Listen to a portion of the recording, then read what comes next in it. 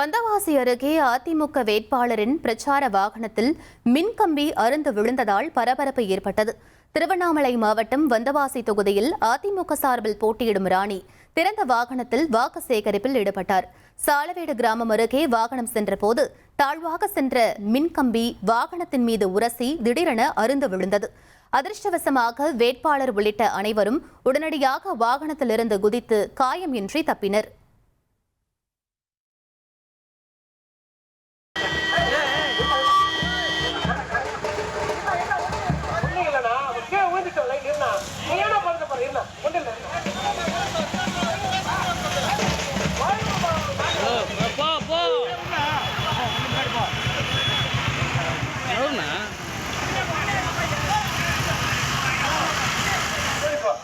ஒரு கோடியே 27 லட்சம் மனங்களை வென்ற தந்தி டிவி யூடியூப் சேனல். தவிர்க்க முடியாத தம்ப்நெயில்ஸ், கலக்கலான கான்டென்ட்ஸ். நீங்களும் இந்த குடும்பத்தில் இணைய இப்பவே சப்ஸ்கிரைப் பண்ணுங்க. அசுரபலம் கொண்ட எங்கள் டிஜிட்டல் கரங்களில் உங்கள் விளம்பரங்களை சேர்க்க வாட்ஸ்அப் பண்ணுங்க. 893988883778.